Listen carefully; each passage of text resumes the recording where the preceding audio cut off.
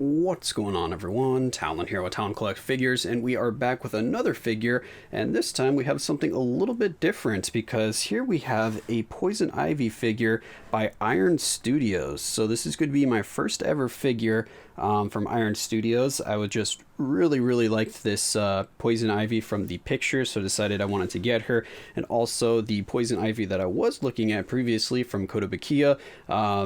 It was just sold out all the time and I couldn't find it for a reasonable price. They did end up having a second run of it though after I already pre-ordered her, so that's why I never ended up picking that Kotobukiya one up. So she did actually go back to retail price at some point, but I pre-ordered this Poison Ivy about over a year ago. I think I pre-ordered her in like May of 2020, or no, even maybe earlier than May of 2020.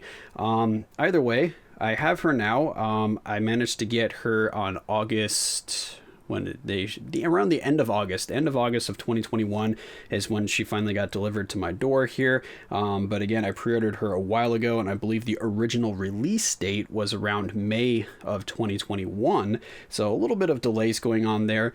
And this is actually going to be my second Iron Studios, even though I just said it's my first, because I haven't opened up my other one because I bought her along with Emma Frost. So actually they both came at the same time.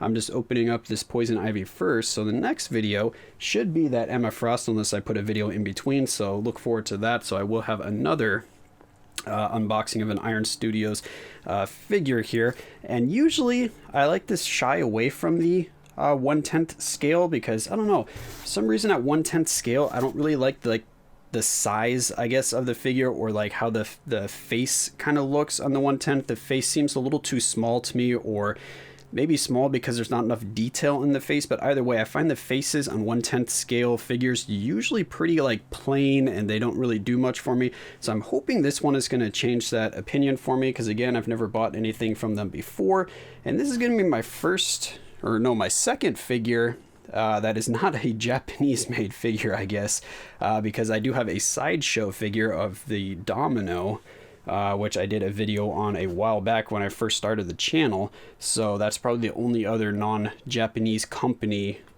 figure that I have. So I'm curious to see how this Poison Ivy is going to look. Here is the box. Definitely looking pretty good here, and of course Iron Studios is going to be more a realistic kind of figure opposed to like more of a anime style figure, or more of like a drawn, I don't know what the best way to put it is, because comic book characters are more realistic looking characters versus like an animated character or someone from an anime or a manga or something like that. But of course I do have some figures from Kotobukiya that are comic book characters but in the anime style, so this is going to be more realistic, I guess is what I'm trying to get at. I ended up paying retail for hers because I pre-ordered her. She retailed at $140. I pre-ordered her on their actual website, Iron Studios. There was quite a bit for shipping, actually. I think she was like $15 to ship, so I might have paid like $160 after like tax and shipping for her. So a little bit more on the expensive side, but I'm hoping the figure's going to look really good. So yeah, let's go ahead and get her out of the box here and see what she looks like.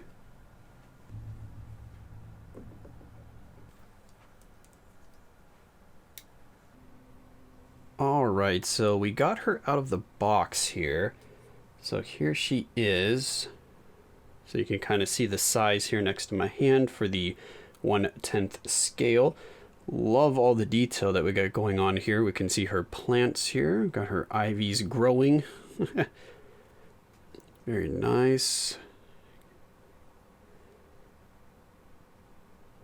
And then here we have Poison Ivy. So yeah, as we can see, very realistic looking depiction here of Poison Ivy. So actually looking pretty good. I love the colors that really stand out, like the nice green, very vibrant green. You can see kind of the leaves on the outfit here, making up her bracers. We got her kind of, I was going to say chess piece. I'm thinking of like action RPGs here. We got our chest piece, we got her boots, we got her bracers. But yeah, her gloves and her boots here. can see that all the detail in the hair. Her very pale skin, which is also something poison ivy is known for. Here we have the plant on her hand. Everything looks to have arrived undamaged as well, because, come on, focus. You can see the tongue is intact.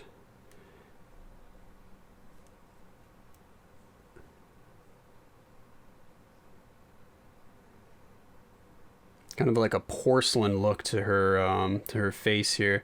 So we can see more like more in the eyes there. You can see a little bit of something there, like from the paint or something. So yeah, it's like almost like a scar. That might be the paint just dried weird there or something like that, because unlike my other figures that I get, she's more of a she doesn't feel kind of like that resin or kind of like that flexible plastic or anything like that. This is more of like actual statue. It feels like it's kind of made out of clay almost, or actual porcelain kind of thing like that. So it's kind of a whole different texture and feel to the figures that I'm used to having.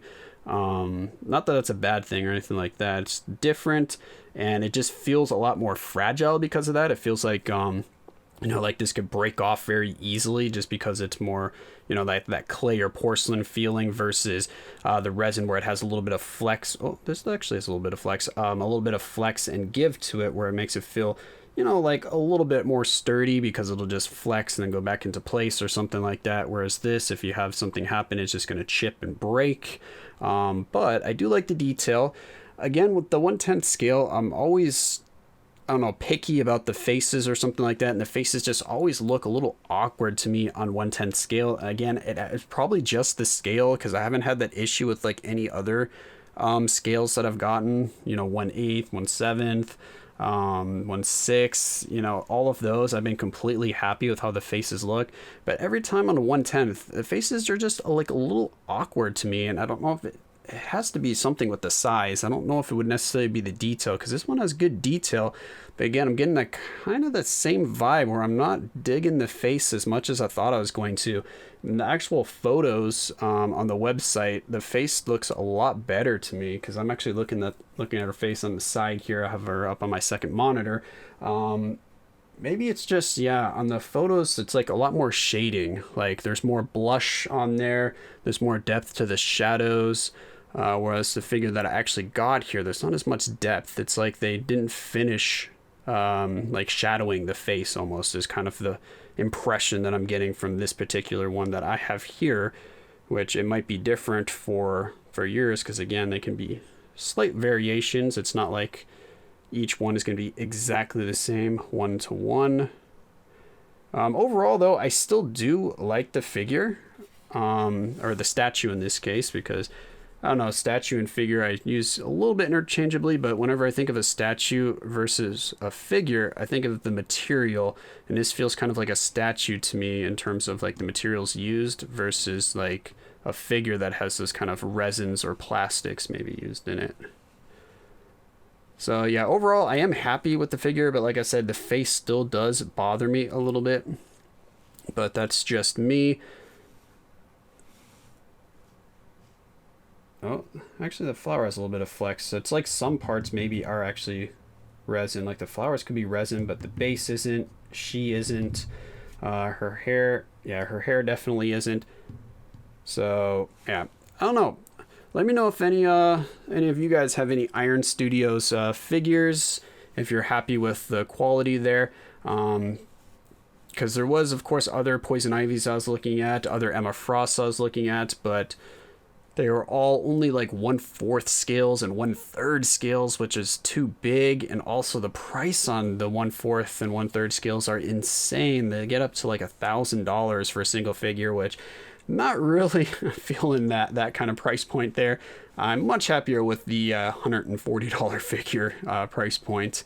But yeah, wanted to get her just to see what Iron Studios was like. And like I said, a little disappointed with the actual face, but the figure itself, the detail on the base, on her costume, on her body is actually really, really good.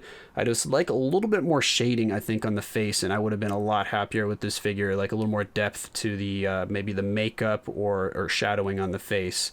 But it still does look pretty realistic, so I'm actually pretty happy about that.